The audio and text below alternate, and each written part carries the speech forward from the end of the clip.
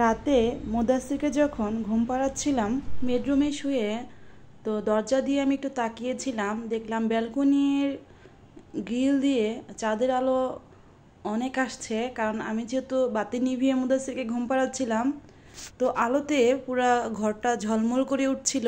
আর গতকাল জ্যোৎস্না রাত ছিল। জ্যোৎস্না রাত খুবই সুন্দর লাগে রাতে দেখতে, আর চাঁদের আলোটা ভীষণ রকমের ভালো লাগছিল। আপনাদের সাথেও একটু শেয়ার করে নিলাম।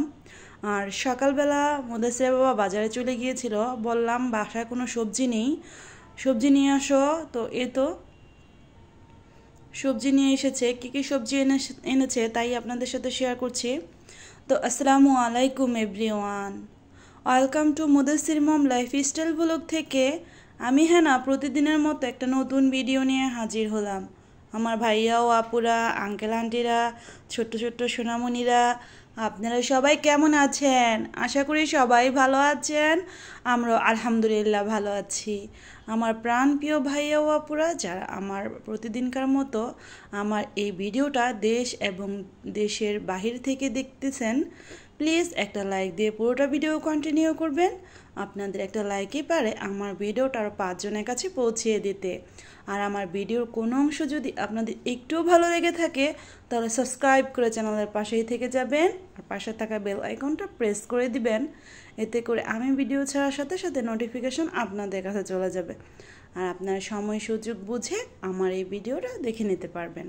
আর যে আপু ও ভাইয়ারা এই কাজগুলো অলরেডি করে নিয়েছেন, তাদেরকে অসংখ্য অসংখ্য ধন্যবাদ। এই তো আমার প্রাণপ্রিয় আপু ভাইয়াদের সাথে কথা বলতে বলতে কিন্তু সবজিগুলো আমি বের করে নিয়ে এলাম। তো অনেকগুলো সবজি নিয়ে এসেছে। তো আমি বললাম যে অনেক সবজি নিয়ে এসেছো। তো মুদাসসির বাবা বললো যে টাটকা টাটকা সবজি দেখে ইচ্ছে করছিল বাজার থেকে যা পাই সব সবজি নিয়ে আসি। যেহেতু এত আমরা খেতে পারবো না, তাই যা পারবো তাই নিয়ে এসেছি। সব টাটকা টাটকা ছিল সবজিগুলা। তো কী কী সবজি নিয়ে এসেছে তাই আপনাদের দেখাচ্ছি। লাউ, টমেটো আর হচ্ছে ধুন্দুল, এখানে আছে পটল আর হচ্ছে কাঁকরোল, আর করল্লা মানে উস্তা, আর হচ্ছে শসা, আর এই তো কচুরমুখী। তো কয়েকদিন ধরে কিন্তু কচুরমুখী আনতে বলছি, মুদাসসির বাবা ভুলে যাচ্ছে। তো আজকে কচুরমুখী যে নিয়ে এসেছে। তো কচুরমুখী লাড়ছি আর ভাবছি আজকে কচুরমুখী রান্না করব। আর ধনিয়া পাতা, কাঁচামরিচও এনেছে। তো কচুরমুখীটা আমার কিন্তু ভীষণ রকমের পছন্দ। আমার আপু ও ভাইয়াদের দেখছি ইদানিং কচুরমুখী দিয়ে নানান রকম তরকারি রান্না করছে। তো আমিও কয়েকদিন খেয়েছি, তবে আজকে কয়েকদিন পরই আজকে মুদাসসির বাবা এনেছে। আর এই তো সিম এনেছে। তো সিম আলু দিয়ে আমি কিন্তু ভাজিটা কেটে নিয়েছি অফ ক্যামেরায়। তো এই তো তো গরমে যেহেতু সিমের সবজিটা কিন্তু খেতে বেশ ভালো লাগে। আর এইসব সবজিটা মুদাসসির বাবার ভীষণ পছন্দ, এই সিম, বিশেষ করে সিম ভাজি।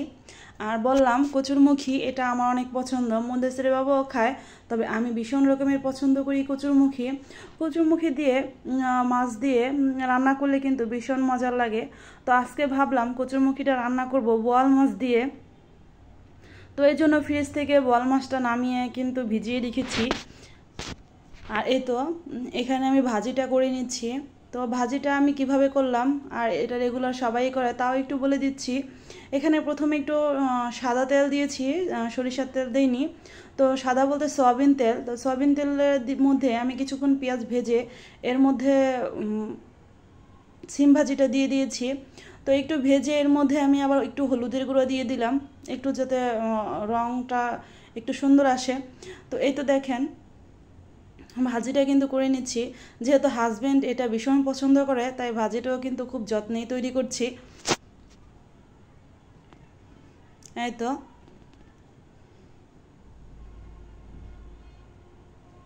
আর ভিডিওর এই পর্যায়ে আমার আপু ও ভাইয়াদেরকে একটা কথা বলি, নতুন ভাইয়া ও আপুদের উদ্দেশ্যে একটা কথা বলি। যারা আমার চ্যানেলটিতে নতুন ভিজিট করেছেন, এখনও সাবস্ক্রাইব করেননি, প্লিজ সাবস্ক্রাইব করে নেবেন আর পাশে থাকা বেল আইকনটা প্রেস করে দিবেন। এতে করে আমি ভিডিও ছাড়ার সাথে সাথে নোটিফিকেশন আপনাদের কাছে চলে যাবে, আর আপনারা সময় সুযোগ বুঝে আমার ভিডিওটা দেখে নিতে পারবেন। আর আমার প্রাণপ্রিয় ভাইয়া ও আপুরা, আপনাদের সাথে কথা বলতে বলতে কিন্তু আমি সিম আলু দিয়ে ভাজিটা করে নিচ্ছি। তো অফ ক্যামেরায় আমি কিন্তু সিম ভাজির মধ্যে কিছুটা কাঁচামরিচও দিয়ে দিয়েছিলাম।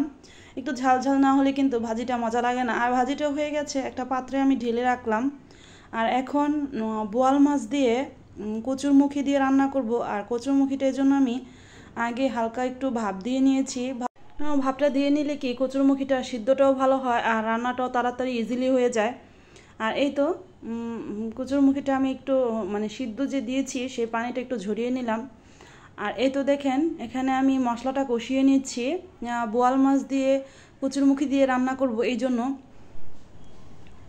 আর এই তো একটা কড়াইতে কিন্তু আমি মশলা কষিয়ে নিচ্ছি। তো মশলা কষানোর মধ্যে কিন্তু কচুরমুখীটা আমি দিয়ে দিলাম। এখন কচুরমুখীটাকে এই মশলাটার সাথে আমি একটু ভালো করে কষিয়ে নিব।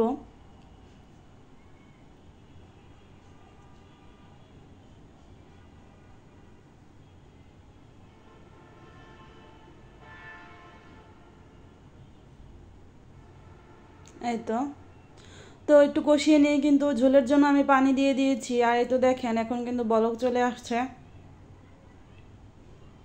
তো আমি একটু নেড়ে নিলাম আর কয়েকটা কাঁচামরিচ দিয়ে দিলাম। সব তরকারিতে একটু বেশি কাঁচামরিচ আমার দিতে হয়, কারণ ঝালটা আমি একটু বেশি পছন্দ করি। আর আমার কাছে মনে হয় তরকারি বা ভাজি যেটাই বলেন, একটু ঝাল ঝাল না হলে কিন্তু আমি তরকারি বা ভাজি কোনোটার ভিতরে স্বাদ পাই না। যেমনি করে খাবারের মধ্যে মানুষ লবণ না দিলে স্বাদ পায় না, তেমনি তরকারিতে একটু মরিচটা একটু বেশি বেশি না দিলে আমার কাছে তেমন স্বাদও লাগে না। আর এই তো দেখেন আমি রান্না করে নিচ্ছি। আর কচুরমুখীটা যেহেতু আমি অলরেডি ভাপে দিয়ে নিয়েছিলাম, রান্না করতে কিন্তু বেশি সময় লাগবে না। আর মাছটা কিন্তু আমি অফ ক্যামেরায় ভেজে নিয়েছি। তো এখন কিন্তু বোয়াল মাছটা দিয়ে দিচ্ছি। আর কচুরমুখী এভাবে কচুরমুখী দিয়ে বোয়াল মাছ যারা রান্না করে খেয়েছেন তারা তো জানেনই, আর যারা খাননি তারা কিন্তু খেয়ে নিতে পারেন, দুর্দান্ত স্বাদ হয়। এই কচুরমুখী দিয়ে বোয়াল মাছ রান্না করলে খুবই মজা লাগে, খুবই মজা লাগে। তো এই তো দেখেন, তো ভাজা মাছগুলো কিন্তু আমি এখন তরকারির মধ্যে দিয়ে দিলাম। আর এখন কিছুক্ষণ আমি রান্না করে নিব, এতে করে ঝোলটা কিন্তু গাঢ় হয়ে আসবে।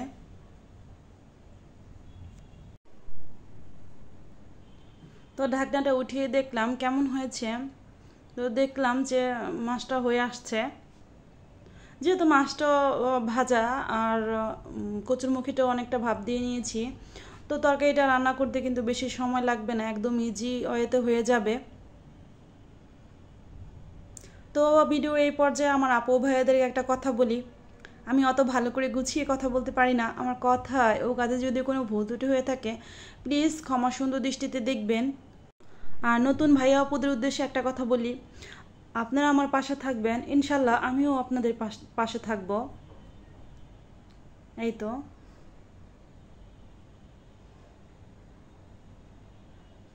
আমি দেখলাম যে কচুরমুখীটা হয়েছে না, যেহেতু আমি ভাপ দিয়েছি, তবে পুরোপুরি কচুরমুখীটা সিদ্ধ করিনি, 60% করেছিলাম, বাকি 40% কিন্তু তরকারির সাথে এটা সিদ্ধ হয়ে গেছে। তো এটা দেখলাম যে পুরোপুরিটা হয়েছে কি না, তো দেখলাম যে হয়ে গেছে। আর দেখেন বোয়াল মাছের ঝোলটা কিন্তু একদম গাঢ় হয়ে আসছে, ভীষণ স্বাদ হয়েছিল। কচুরমুখী দিয়ে বোয়াল মাছ এই তরকারিটা খুবই ভালো লেগেছিল। আর কচুরমুখী এটা তো আমার ভীষণ ভীষণ রকমের একটা প্রিয় সবজি।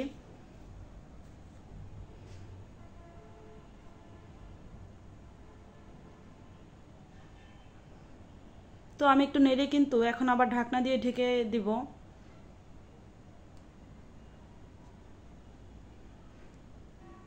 তো এভাবে কিন্তু আমি রান্নাটা করে নিয়েছি আর সম্পূর্ণ এখন হয়ে গেছে। দেখেন তেলটা কিন্তু উপরে ভেসে এসেছে আর মাছ রান্নাটাও হয়ে গেছে। কচুরমুখী দিয়ে বোয়াল মাছ রান্না।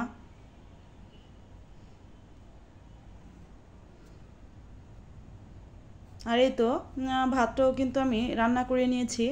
আর অফ ক্যামেরায় দুপুরে আমরা খাওয়া দাওয়া করে নিয়েছি এখন সন্ধ্যার দিকে। তো মুদাসের বাবা কাজে থেকে আসার সময় মুদাসেরের জন্য তো কেক আর পেস্ট্রি যেটাই বলেন এটা নিয়ে এসেছে। তো মুদাসির কিন্তু সকাল থেকে বলছিল তার হ্যাপি বার্থডে করার জন্য, যেহেতু 2 মাস আগে কিন্তু মুদাসিরের অলরেডি হ্যাপি বার্থডে হয়ে গেছে, তো তার এখন ইচ্ছে তার আবার হ্যাপি বার্থডে করার।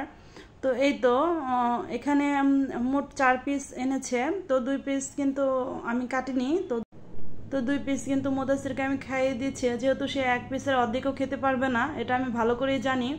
আর এখনকার বাচ্চারা খালি একটু খেতে চায় না, সেটা তো আমি আর কি বলবো, যারা বাচ্চার মায়েরা আছেন তারা বেশ ভালো করেই জানেন।